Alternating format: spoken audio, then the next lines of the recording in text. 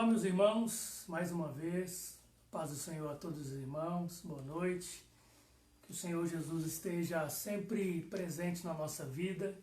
Estamos mais uma vez aqui com muita alegria, podendo transmitir essa live pelo Facebook e poder compartilhar um momento de comunhão com os irmãos. Sou grato a Deus por você que está aí, que está participando, está online aí, está nos participando desse culto também, juntamente com todos nós. Muito importante todos nós pararmos um pouquinho nessa noite, pararmos um momentinho para meditarmos um pouquinho na palavra de Deus, nesse culto que nós estamos fazendo. Nós estamos aqui em casa, mas a verdade é que em cada uma das suas casas Deus está sendo exaltado, Deus está presente, Deus está sendo glorificado. Ora a Deus para que você seja edificado esta noite pela palavra do Senhor, que o Senhor fale profundamente ao seu coração, profundamente à sua vida, que você seja alcançado nesse tempo de reclusão, tempo em que nós estamos passando por uma pandemia muito séria, e nós estamos orando pelo Brasil, estamos orando pelas autoridades, estamos orando pelas nações, para que o Senhor tenha misericórdia de nós, e é importante que o Senhor alcance almas, que vidas sejam alcançadas, que pessoas sejam salvas, para a glória e louvor do nome do nosso Deus. Eu quero ler um texto aqui, para a gente meditar um pouquinho na palavra de Deus, junto aqui com o pastor Nilson. Nós queremos falar um pouquinho sobre o plano de salvação. E o texto que nós vamos usar como base essa noite é Romanos, capítulo de número 6, a partir do versículo de número 20, se você tiver sua Bíblia em casa e quiser abri-la para acompanhar essa leitura. Romanos capítulo 6, vamos ler do versículo 20 até o versículo de número 23, para nós ouvirmos essa palavra tão importante. Olha o que diz Paulo aos Romanos, no capítulo de número 6, versículo 20. Diz assim: porque quando éreis escravos do pecado, estáveis isentos em relação à justiça.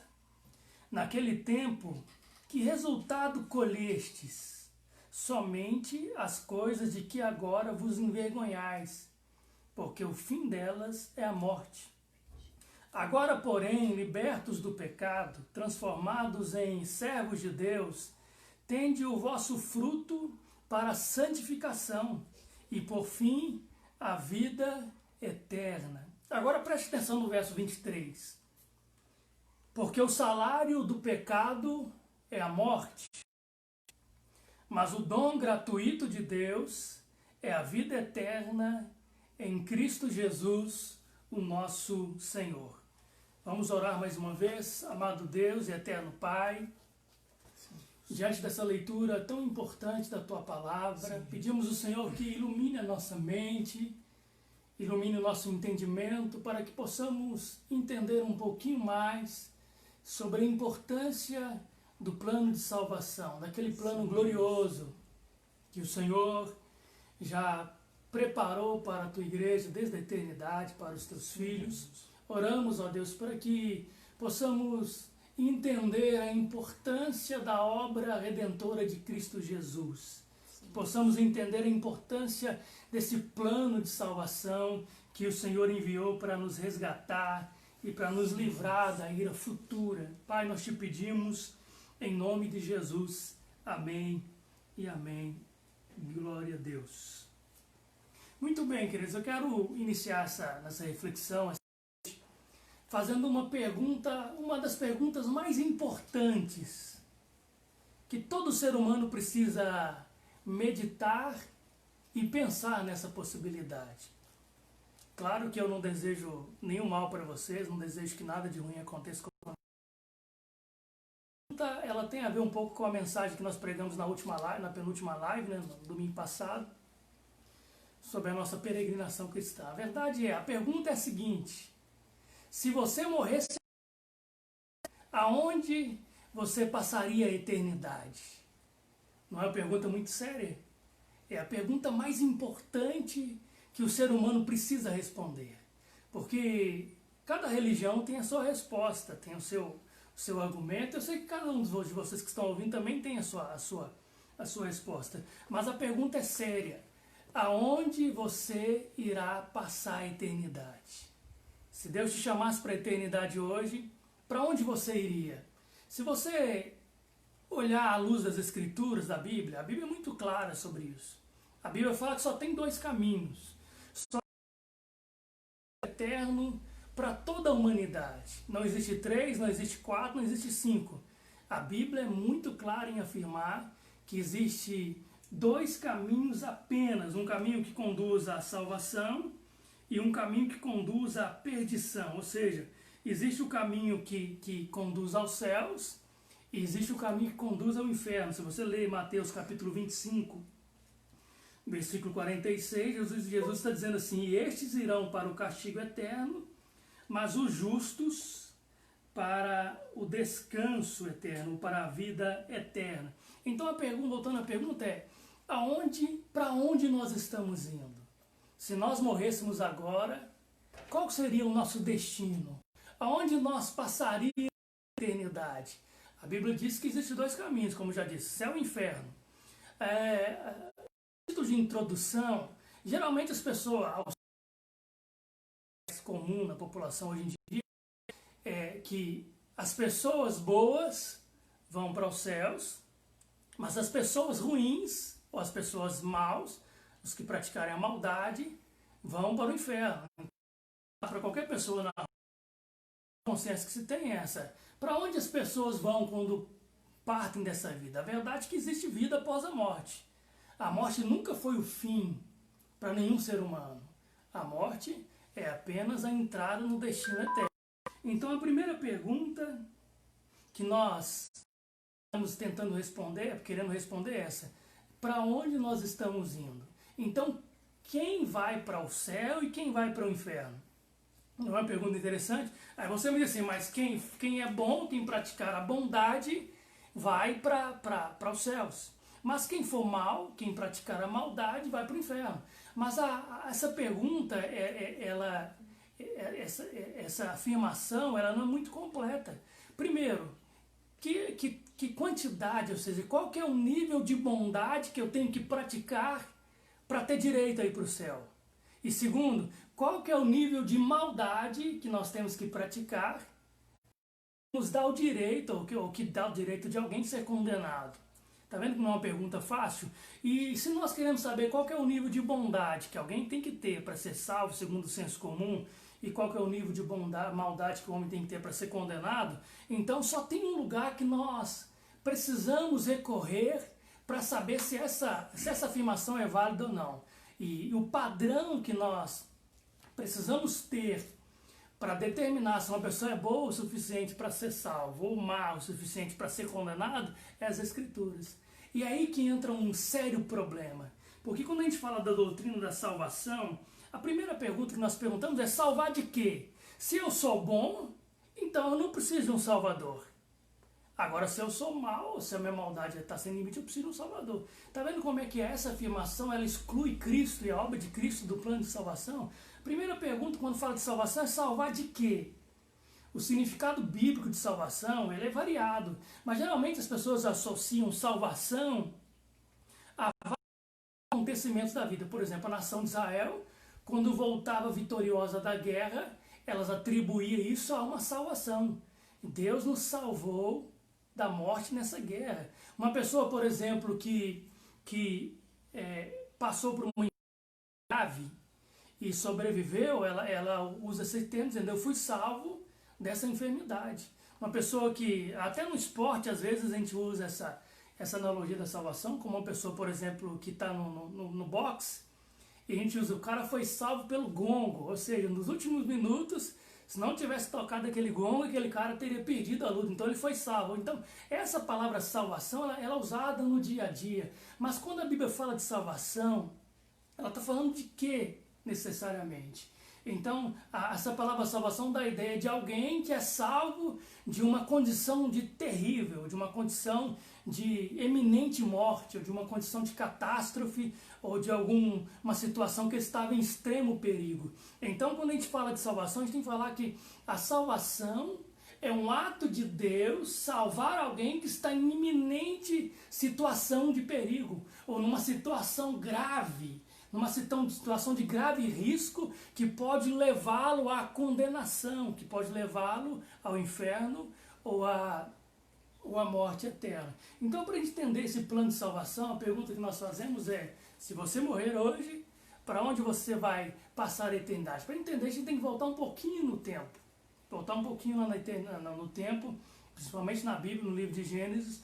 O primeiro passo para a gente entender a salvação é: quem nos criou? E qual é o objetivo da criação, ou com que objetivo ele nos criou? O primeiro ponto é esse. Se nós queremos entender salvação, nós precisamos entender a criação primeiro. Nós não somos frutos do acaso. Você não nasceu do acaso. Você não é obra de evolução. Você não surgiu do mundo de uma explosão cósmica que nasceu do nada.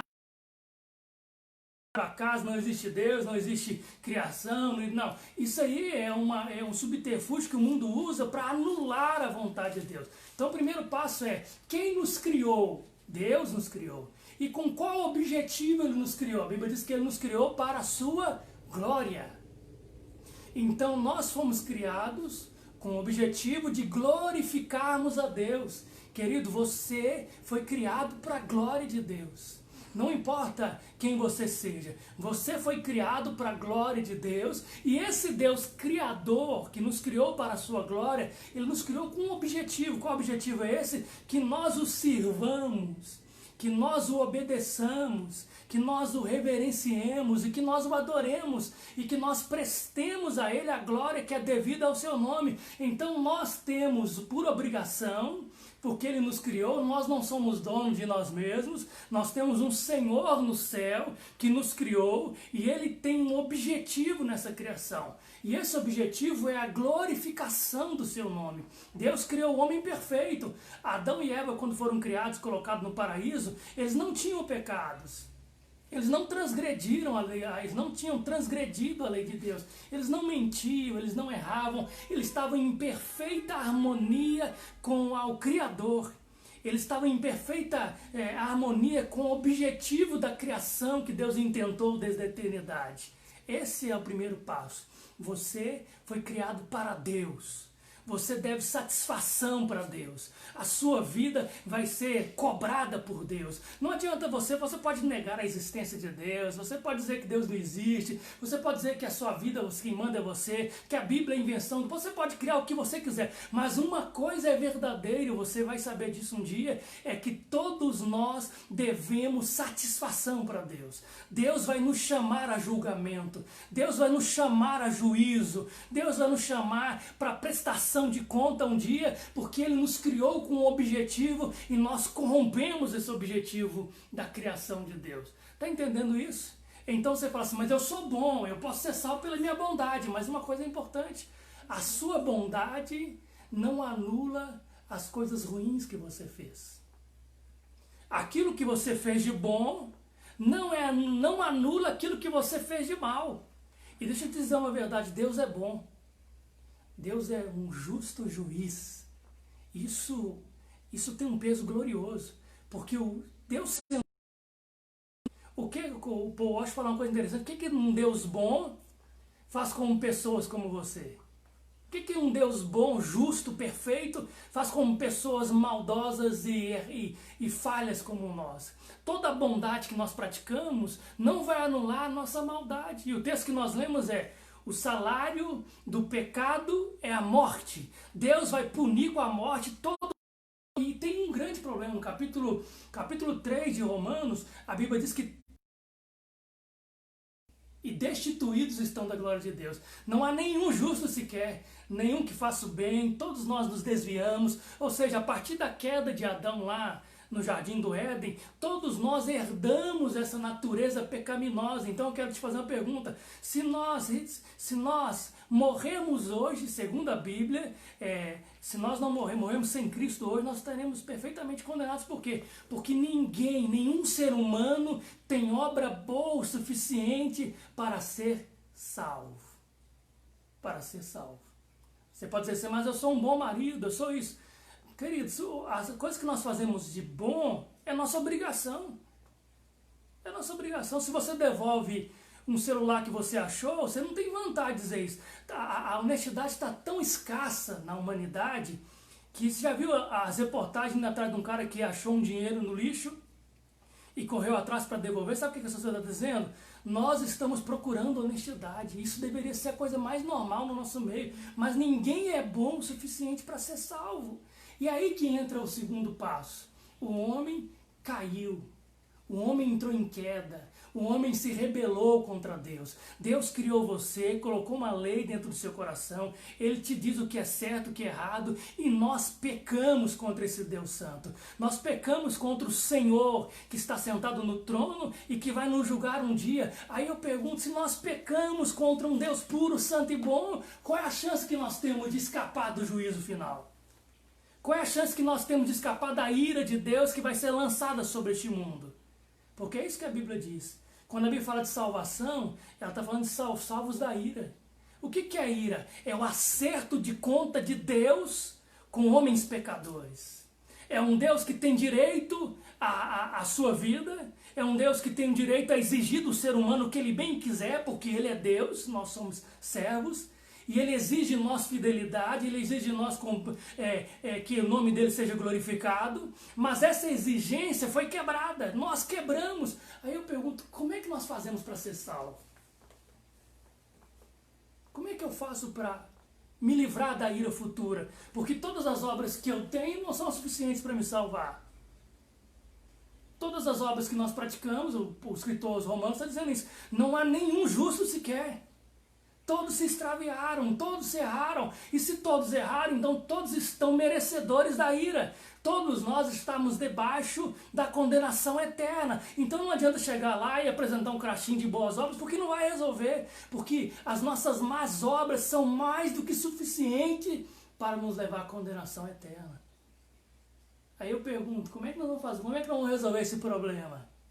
Você está aí com medo da pandemia, você está com medo do vírus, do corona, mas deixa eu dizer, a maior tragédia da humanidade não é o coronavírus. O coronavírus tem causado muitos males e você tem que se precaver para evitar o contágio. Mas a maior tragédia da humanidade é viver em constante rebelião contra um Deus santo. A maior tragédia da humanidade é achar que Deus é amor, mas que Deus não é justiça e que Ele vai passar a mão por cima da minha cabeça e vai deixar os meus pecados todos serem esquecidos. Porque Ele é amor, Deus é amor, mas Deus também é justiça. E Deus não vai contra a palavra dele, dizendo que o salário do pecado é a morte. Mas o dom gratuito de Deus é a vida eterna por Cristo Jesus, o nosso Senhor. Aí que eu quero a participação do pastor Nilson aqui, está nos ajudando. Como é que eu faço para escapar dessa ira? Porque não se iluda. Você vai se apresentar diante do trono de Deus um dia. E você vai sentir vergonha de ter suas boas obras. Você vai se envergonhar de achar que a sua vida é suficiente para te salvar. Só tem um caminho. Primeiro eu falei da criação. Você foi criado para Deus. Você foi criado para obedecer a Deus. Deus colocou você nesse mundo para a glória dele. Se você se rebelar contra ele, você vai ser levado a julgamento um dia. Não se iluda com isso. A ira de Deus vai cair sobre a humanidade. Segundo, o homem que foi criado para a glória de Deus se rebelou. Agora está em estado de morte. Não de morte física, ainda não, mas de morte espiritual. O relacionamento do homem com Deus foi frustrado. O acesso ao Pai foi quebrado. O homem está em rebelião. O homem está em rebelião contra o seu Criador. A palavra transgressão significa que nós não aceitamos a autoridade de Deus. Transgressão é o homem dizendo para a autoridade máxima que é Deus, dizendo, eu não aceito a sua autoridade. Eu não preciso do Senhor para ser salvo. Eu não preciso do sacrifício de Cristo para me ser salvo. Eu sou bom. Eu pago meus impostos e isso é suficiente para me salvar. Aí que está o ledo do engano. Nós fomos criados perfeitos, nos rebelamos e agora estamos dizendo para Deus, eu sou um transgressor. Eu não aceito. Nós somos a iniquidade, é quando a nossa visão das coisas está corrompida pelo pecado. Nós dizemos, Deus, eu não aceito isso que o Senhor está dizendo que é errado, Porque a vida é minha, eu faço o que eu quero, mas isso que é o grande engano. A Bíblia diz no Salmo de número 24, que diz, do Senhor é a terra, olha só, do Senhor é a terra, o mundo e aqueles que nele habitam, pertencem ao Senhor.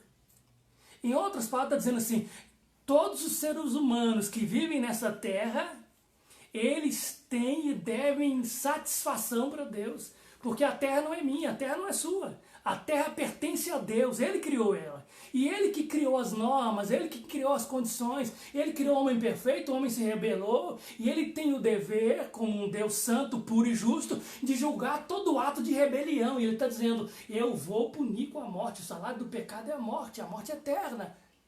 Mas o dom gratuito de Deus é a vida eterna, por Cristo Jesus, o nosso Senhor. Está entendendo a mensagem?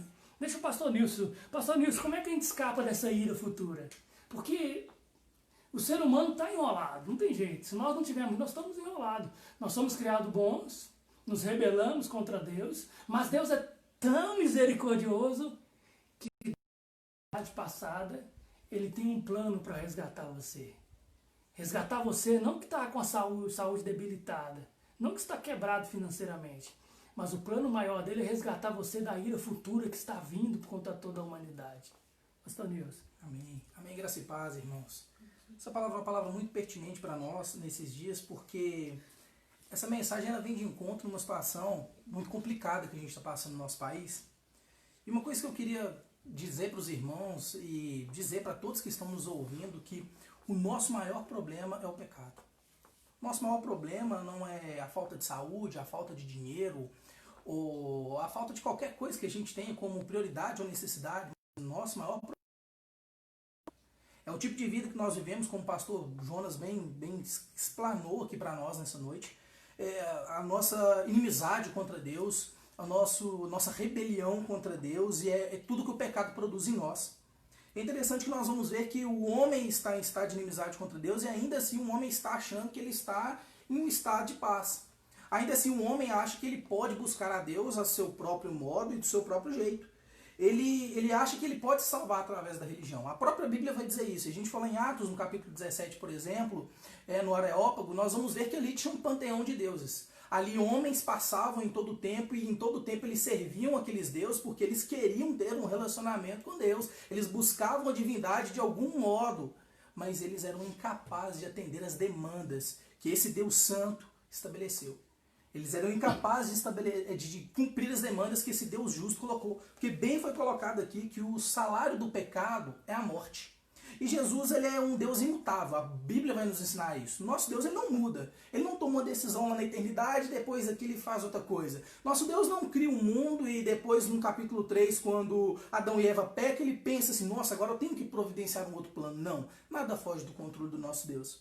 O que nós vemos então é que se Deus estabelece que o salário do pecado é a morte e Deus não se contradiz e nós estamos debaixo dessa morte, nós estamos debaixo dessa ira, como é que nós nos salvamos? Essa é a grande pergunta. Então será que nós devemos buscar na religião? Será que sermos religiosos vai nos salvar? Será que sermos bons ou ter uma quantidade de bondade vai nos salvar? Nós aprendemos aqui que não. Mas de fato o que vai gerar a salvação é aquilo que o próprio Deus propõe ao nosso favor. Ou seja, de Deus a Deus pertence a salvação. Porque Deus amou o mundo de tal maneira que enviou o seu único Filho para todo aquele que nele crer não pereça, mas tenha vida eterna. Então nós devemos olhar para quem no que diz respeito à salvação? Nós devemos olhar para quem no que diz respeito à redenção? Nós vamos olhar para Jesus. Nós vamos olhar para Jesus Cristo, o Filho de Deus. E como é que nós somos salvos, ou como é que a redenção acontece na vida do homem a partir de Cristo Jesus? Nós vemos que ele foi enviado por Deus na terra. Nós vamos ver que ele nasce sem pecado, lá em 2 Coríntios, no capítulo 5, no versículo 21, nós vemos isso. Ele nasceu de Maria por meio do Espírito Santo, conforme Mateus capítulo 1, verso 20. Ele foi sujeito, como eu e você, a todas as necessidades físicas de um ser humano. Filipenses capítulo 2, versículo 7. Ou seja, Jesus teve fome, Jesus teve sede, Jesus também se cansou sendo homem nessa terra. Ele também foi sujeito às mesmas tentações que nós somos sujeitos. A diferença de Jesus para nós, ou que nós não podemos ser como Jesus, por melhor que nós sejamos, é que diante da tentação, nós caímos. Diante das dificuldades, nós caímos. Diante do pecado, nós nos entregamos ao pecado. Jesus não. Lá em Hebreus capítulo 4, versículo 15 vai dizer isso, que mesmo diante das tentações, ele resistiu a todas. Pedro, no capítulo 2 da sua primeira carta, no versículo 22, ele vai dizer que Jesus viveu completamente sem pecado. Atender a expectativa daquele que, se Deus pune o pecado com a morte, aqui nós estamos vendo Jesus sendo levado à morte, mas também sem pecado algum. Jesus é levado à morte de forma injusta para que nele, então, fizesse a nossa justiça. Nós não poderíamos ser salvos de outro modo sem pagar o nosso pecado. O que Jesus está fazendo, então, sendo morto na cruz do Calvário, é isso. Está nos substituindo, ele está se apresentando em nosso lugar. Nós que deveríamos morrer, nós que deveríamos passar a condenação, nós que deveríamos receber a ira de Deus, estamos vendo o quê? Cristo Jesus indo à cruz do Calvário. O que eu gosto de pensar é que, também sempre falo isso, que a maior dor, ou a maior dificuldade, ou o maior sofrimento de Cristo não é as dores dos cravos da cruz, mas sim receber em nosso lugar a ira de Deus. Sim receber o juízo de Deus em nosso lugar. É isso que está acontecendo, é desse modo que nós somos salvos. Não pelo que nós fazemos, não por aquilo que nós pensamos, não por aquilo, pela nossa religião, não pelos nossos sacrifícios, não pelas nossas ofertas, mas por causa de um único sacrifício. Deus não exige bons sacrifícios, Deus exige um sacrifício perfeito. E esse sacrifício perfeito foi Cristo Jesus na cruz do Calvário. Então Jesus Cristo em nosso lugar, ele morre, ele se propõe em nosso lugar, ele derrama o seu sangue, ele recebe a ira de Deus, para que então nele, a partir desse momento, nós fôssemos feitos nova criatura em Cristo Jesus. Nós fôssemos feitos novos, ou seja, acontece em nós a regeneração. Nós nos tornamos, nós ganhamos a novidade de vida por causa daquilo que Cristo Jesus fez. Ele está nos justificando. Lembra que nós falamos que era uma injustiça, então, um inocente morrer? Então nós estamos vendo Jesus Cristo inocente morrer no lugar de nós pecadores, para que nós pecadores fôssemos, então, feitos justos por meio de Cristo Jesus. A justiça que há em mim, ou a justiça que há em você, a justiça que há no pastor Jonas, não provém dele mesmo, mas provém de Cristo. Provém de Cristo Jesus, onde o pastor Jonas, onde eu, onde você está depositando a nossa confiança, onde nós sabemos que nele nós somos redimidos. A respeito de santificação, pastor Jonas que vai falar, né? Isso, então vocês entenderam aí que interessante isso? Como é que eu faço para escapar dessa ira futura? Porque salvação, eu até anotei aqui uma frase do Sprum, fala assim, salvação suprema significa ser poupado da ira divina que certamente virá sobre o mundo. Esta é a operação de resgate que Cristo realiza por seu povo como seu Salvador. Então, qual que é a operação de resgate que Cristo fez? Ele, como Deus, tomou a forma humana, assumiu os nossos pecados na cruz, ele tomou do cálice da ira de Deus, foi punido no nosso lugar e a justiça dele foi imputada na nossa vida. É isso que eu quero que você entenda. Esse plano é glorioso. Nenhum ser humano tem obra suficiente, boa, para ser salvo. Não se iluda com o que o mundo está dizendo. Se você quer saber se você é bom, compare com a Bíblia. Pega os 10 mandamentos. Os 10 mandamentos. Primeiro mandamento. Amar a Deus acima de todas as coisas. Deixa eu te falar, você consegue amar a Deus acima de todas as coisas o tempo todo? Você quebra o primeiro mandamento. Segundo, amar o próximo como a si mesmo. Você não consegue. Ou seja, se eu pegar os 10 mandamentos e comparar com a minha vida, com a sua vida, nós seremos facilmente condenados. Não adulterarás, não dirás falso testemunho, não cobiçarás a casa do teu próximo, nem a mulher do teu próximo, honra teu pai e tua mãe. Então esses mandamentos são um sinal. O que a lei de Deus ela diz? A lei de Deus ela veio, e Deus é tão misericordioso que ele trouxe a lei para nós, para mostrar que nós estamos em rebelião. Para mostrar que nós não temos obra suficiente para ser salvo, porque você não vai ser julgado pela lei do Brasil. Você não vai ser julgado pela lei internacional, pela lei da ONU, não. Você vai ser julgado pela lei divina.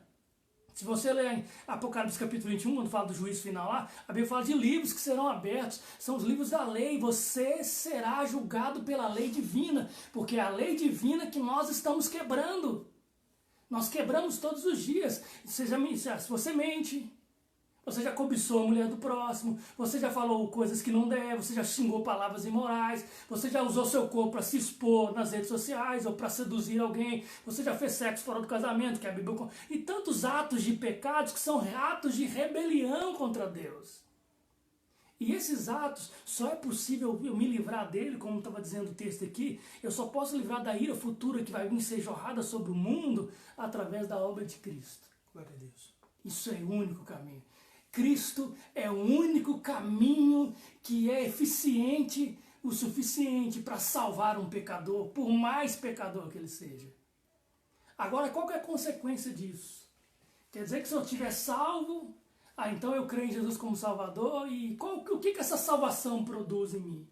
Porque primeiro nós somos salvos pelo que Cristo fez. Amém? Você é salvo pela obra de Cristo. Esse é um ponto indiscutível nas Escrituras. Ninguém é salvo pelo que faz. O que eu faço pode ser consequência da salvação. Mas nós somos salvos pela obra de Cristo. Mas essa obra de Cristo, o perfeito sacrifício de Cristo, que foi entregue a Deus em nosso lugar, e que foi aceito por Deus, e através desse sacrifício os nossos pecados foram perdoados. Agora, o que isso produz na nossa vida? Aí que está o segredo. Quer dizer que se eu te crer em Jesus, eu posso continuar vivendo a minha vida de qualquer jeito que eu estou salvo? Não, não é bem assim. Porque a salvação, ela tem várias etapas. Primeiro eu sou salvo pelo que Cristo fez. Depois eu tenho que entender o que essa salvação produz na vida daqueles que creem. E se você crê em Jesus, você precisa ter esses frutos da salvação presentes na sua vida. E entre os frutos da salvação está santificação. Santificação. O pastor Nilson vai explicar para a gente aqui o que é santificação. Esse é um dos frutos da salvação. Deus, no passado, através da justificação, Ele te livrou da condenação. Através da santificação, Ele está te livrando da influência e do poder do pecado na sua vida. Ele está te santificando. A palavra santificar significa separar, não é isso, pastor Nilson? Exatamente isso. É interessante pensarmos a respeito disso, que uma vez que nós entendemos o sacrifício de Cristo Jesus na cruz do Calvário, uma vez que nós ouvimos essa boa nova, né, esse evangelho maravilhoso para nós, é interessante que em contrapartida existe uma reação nossa provocada pelo Espírito Santo, que lá em Romanos 10:10 vai dizer: visto que com o coração se crê para a justiça e com a boca se faz confissão para a salvação. Ou seja, uma vez que nós entendemos o sacrifício de Cristo na cruz, nós devemos confessá-lo como nosso Senhor. Confessá-lo como nosso Salvador. Confessá-lo como o nosso Deus. E lá quero ler com os irmãos também, 1 Coríntios, o 6, versículo 20. Esse texto também faz muito sentido para entender o que acontece com as nossas vidas depois. Que diz o seguinte: porque fostes comprados por bom preço, glorificai, pois, a Deus no vosso corpo, no vosso espírito, a qual pertence a Deus. Ou seja, uma vez que você entende só a Cristo, você reconhece Cristo na cruz do Calvário, você agora não pertence a você mesmo. Você estava condenado, você estava alvo da ira divina. O seu lugar era, o meu lugar era a condenação. O meu lugar era o inferno. Mas Cristo Jesus me comprou para Ele. Cristo Jesus me compra para Deus. Uma vez que eu confesso a Cristo, então agora eu não pertenço a mim. Agora tudo começa a restabelecer de que modo? Agora eu começo então novamente a viver conforme o propósito que estava lá no Jardim do Éden, que o pastor Jonas falou quando falou de criação. Que nós somos criados para a glória de Deus. E uma vez que nós fomos comprados, agora a nossa vida deve ser uma vida vivida para glorificar a Deus. Então o que acontece? O que acontece é a santificação. A santificação é aquilo que o Espírito Santo vai produzir na minha vida e na sua vida. Porque uma vez que nós somos salvos por Cristo Jesus, ou uma vez que nós entendemos o sacrifício na cruz do Calvário, muito tem se falado por aí, e as pessoas até perguntam, né, pastor? Então tá, então se Jesus morreu no meu lugar, se os meus pecados foram pagos lá na cruz do Calvário, eu não podia fazer nada para ser salvo. Então, se ele já pagou, eu posso continuar vivendo uma vida de pecado? Se você falou, pastor, se você fala que Jesus já pagou tudo, ele já resolveu tudo, eu posso viver do jeito que eu tô, dizer que eu creio nele, ir lá na igreja, uma oração, cantar um louvor, que tá tudo certo. Se você pensa, não houve conversão ainda. Se você pensa desse modo, que já que eu não posso fazer nada, já que Cristo Jesus fez tudo lá na cruz do Calvário, agora eu deposito essa confiança nele, eu posso viver a minha velha vida, então você não tem uma nova vida. Não houve regeneração, não houve efetiva justificação, porque uma vez que somos regenerados, uma vez que somos justificados, a santificação ela produz em nós um grande temor e um grande amor pelo nosso Deus. Um grande temor e um grande amor que entende que nós pertencemos a Ele vai trazer à nossa memória todo o sofrimento a qual Cristo foi submetido por causa do meu pecado. Então toda vez que eu olhar para o meu pecado, eu vou olhar com tristeza para Ele. Mas toda vez que eu olhar para Cristo, eu vou olhar alegremente, com um coração cheio de gratidão por aquilo que Ele fez para mim na cruz do Calvário. E se eu olho para Cristo com um coração cheio de gratidão, o que gera em minha vida são atitudes de gratidão, atitudes de amor para com esse Deus, atitudes de uma vida que não quer viver com aquilo que entristece a Deus. O que entristece a Deus é o pecado. Então a vida de santificação é uma vida longe do pecado. Então é uma vida que nos chama para viver para Deus, nos chama para viver para a glória de Deus. Existe uma questão, então a partir de agora, pelo poder do Espírito Santo, eu nunca mais vou pecar? Não, ainda pecamos, ainda erramos. Sim, ainda pecamos e ainda erramos. Mas você não vai encontrar no mundo, na face da terra, nenhum cristão genuíno que viva uma vida plena de pecado. Você não vai encontrar nenhum cristão genuíno que viva na conduta do pecado piamente, pecando todos os dias e deliberadamente no pecado. Isso você não vai encontrar, porque a santificação produz em nós arrependimento das nossas falhas e das nossas transgressões. Coloca a nossa confiança completamente em Cristo, que nos purifica de todo o pecado todos os dias da nossa vida. E gera em nós uma expectativa para a glória dele. Gera em nós um sentimento de a cada dia viver de um modo que o nome dele é glorificado. Gera em nós uma motivação de alegria. Gera em nós uma motivação de, mesmo em meio às dificuldades, olharmos para ele e confiar nele completamente. Não ter nada como o nosso Senhor a não ser Cristo. É isso que a santificação vai produzindo em nós. A santificação vai produzindo em nós mesmo em meio ao sofrimento. Ela é incircunstancial. A santificação não trabalha só nos momentos que tudo está bem. O Senhor não está nos santificando só quando tudo está correndo bem para a nossa vida, quando nós estamos trabalhando, quando nós estamos com saúde, quando está tudo bem. Não, ela trabalha em nós em todos os momentos. E Deus vai se apropriar de todos os momentos para nos conduzir, a igreja dele, lavada e remida pelo sangue de Cristo, a uma proximidade dele. Isso é o que o Espírito Santo está fazendo em todo o tempo, por meio da santificação. Glória a Deus. Está entendendo aí que legal? Então o Espírito Santo salva, Cristo salva, convencidos pelo Espírito Santo nós somos salvos, e a consequência da salvação. Então, primeiro eu olho lá para trás, a criação. Nós fomos criados com o objetivo de servirmos a Deus e para a glória de Deus. Você não foi criado por acaso. Você não está aqui solto nesse mundão aqui perdido. Deus criou você e te deu responsabilidades. Te deu consciência moral do que é certo e do que é errado. E você terá que prestar conta para isso. Então nós somos criados em Adão, que é o nosso representante federal. Ele foi criado perfeito. Nós caímos desse estado. Através da queda de Adão, nós herdamos uma natureza pecaminosa. Para você ser pecador, basta ter nascido. A gente já nasce pecador. A criança não tem consciência plena do que é certo e do que é errado. Mas ela já tem no seu coração uma natureza pecaminosa. Nós nascemos com essa natureza. É a tendência para o mal. Então a queda fez isso conosco. Ela roubou de nós. A queda nos roubou a glória de Deus. O salário do pecado é a morte. E essa morte, a glória de Deus, a presença de Deus foi tirada de nós. O acesso a Deus que Adão tinha foi perdido. Nós perdemos isso na queda, nós nos tornamos rebeldes. Pessoas amargas, pessoas corrompidas que lutavam contra Deus. Aí tem um plano. É o plano de Deus.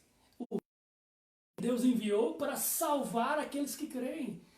É o Filho de Deus encarnado, Deus tornou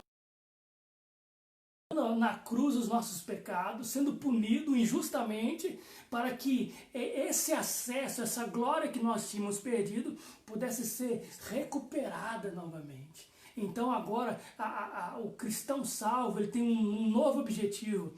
Quando ele estava condenado, ele vivia para si mesmo, para satisfazer as suas vontades, para satisfazer os seus desejos, mas agora salvo, ele tem um Senhor. É o texto que nós lemos, diz: nós não somos mais escravos do pecado. Nós somos escravos. Estamos vivendo em obediência. O segredo da salvação. trouxe de novo para o coração do homem o desejo de viver de maneira que Deus seja glorificado. E não é só dentro de uma igreja de 4 paredes, toda a nossa vida deve ser vivida de maneira que Deus seja glorificado. Dentro de casa, no cuidado dos nossos filhos, na nossa vida profissional, dirigindo, qualquer lugar, nós temos essa consciência, porque a redenção, nós somos comprados, a redenção nos alcançou. E através dessa redenção vem também a santificação. É Deus matando o pecado em nós, é Deus nos purificando, é Deus nos transformando, nos tornando mais parecidos com Cristo, que é o nosso Deus perfeito. Nós estamos sendo santificados, esse é o plano maravilhoso, salvação, santificação. Todo cristão salvo, ele é salvo para viver. Lutamos contra o pecado, nós não pecamos e ficamos, tá de boa, todo mundo peca mesmo, tô feliz. Não, nós pecamos e nós nos humilhamos perante Deus. Queridos, Deus tem um plano perfeito para te resgatar. Não pense você que lá no Éden, Deus foi pego de surpresa, quando Adão pecou, Deus pôs a mão na cabeça e falou, não, cara, o que eu fui fazer agora, como é que eu vou salvar esse povo? Não, desde a eternidade, ele já sabia que nós falharíamos. O nosso representante falhou, nós também falhamos. Mas ele, no plano perfeito, ele veio nos resgatar. E por último, é a glorificação. Ele nos salvou, nos santificou e agora ele nos glorificará. O que significa isso? Ele a obra redentora de forma perfeita e plena. Estão entendendo? Ele vai nos levar para a eternidade. Se nós vamos para a eternidade com Cristo no paraíso, aguardando a consumação dos séculos, quando Cristo vier, porque isso é uma promessa gloriosa, não pode esquecer não. Cristo vai voltar. E ele vai voltar para salvar um povo, resgatar o seu povo e vai trazer justiça e juízo sobre este mundo de rebeldia. Ele vai voltar. Quando nós partimos para a eternidade, vamos aguardar lá, os cristãos que já morreram estão aguardando a redenção, a ressurreição. E depois da ressurreição, num corpo glorificado, nós iremos para um novo céu e uma nova terra e nós estaremos vivendo a plenitude da santificação, a plenitude da alegria, a plenitude da glorificação a Deus. Nós estaremos plenamente vivendo aquilo que Deus planejou para a humanidade desde os tempos eternos e que nós nos rebelamos. Isso só mostra uma coisa, o grande amor de Deus por você. Deus te ama de tal maneira que ele entregou seu Filho unigênito a fim de que todo aquele que nele crer não pereça, mas tenha a vida eterna. Esse é o desejo do nosso coração. Amém. Esse é o desejo do nosso coração. Nessas poucas palavras que nós compartilhamos com vocês aqui nessa noite, nessa live, eu quero que você pense nisso. Você que ainda não tem um encontro com Cristo, você que por acaso está nos ouvindo aí, que está parado, ou que não se entregou para Jesus, que ainda não se converteu a Cristo, querido, a porta ainda está aberta, mas essa porta vai fechar um dia. E eu oro para que você se arrependa dos seus pecados. Confesse a Cristo os seus pecados. Se volte para Deus, porque Ele é rico em perdoar. Ele é grande em perdoar. Amém, queridos? Amém. Você que já está nos caminhos do Senhor, persevere. Continue na caminhada. Não se desanime. Não se deixe abater. Não se engane. A palavra fala que quer comais, quer bebais, quer tudo que façais para a glória de Deus. Esse versículo é muito lindo, eu particularmente gosto muito dele, mas viver para a glória de Deus é um desafio. Viver para a glória de Deus vai chamar a gente a fazer o que é certo no momento mais difícil da nossa vida, muitas das vezes. Vai chamar você para fazer o que é certo quando não tiver ninguém vendo. Vai chamar você para abrir mão de muitas coisas que você acha que não tem importância, mas é aquilo que representa uma vida para a glória de Deus. Tenha isso em mente, não desanime, prossiga, porque nas palavras de Juliano Som, vai valer a pena. O que nós ouvimos aqui sobre glorificação. Vai valer a pena quando as trombetas tocarem e nós fomos levados para Cristo. Quando Cristo vier buscar a sua igreja. Vai valer a pena. Não vamos desfalecer. Vamos prosseguir em Cristo Jesus. Vamos orar? Querido Deus, nós queremos te agradecer pela palavra. Sim, Deus. Ainda mais te agradecer pelo plano maravilhoso de salvação que o Senhor gratuitamente tem dado aos seus filhos. Nós não merecemos nada, Senhor. Eu reconheço que sou pecador, falho e totalmente dependente da graça maravilhosa de Jesus para a salvação. Eu oro, Deus, para que essa palavra redentora alcance corações famintos do Evangelho. Senhor, que a gente fuja dessas boas obras que querem nos iludir para a salvação, mas que nós corremos para as boas obras que glorifiquem o teu nome, que exaltem a ti, que demonstrem a redenção que me alcançou, que alcançou cada um de nós. Eu oro, Deus, para que a tua igreja seja renovada, seremos provados muitas vezes, o mundo vai tentar nos seduzir muitas vezes, o mundo vai... A vida com para se viver, mas nós estamos convictos que o melhor da nossa vida foi a vida que encontramos em Jesus. Nós não teríamos vida melhor, nós não teríamos vida melhor para nenhum os braços de Jesus, aquele que tem poder para perdoar pecado. O sangue do Calvário nos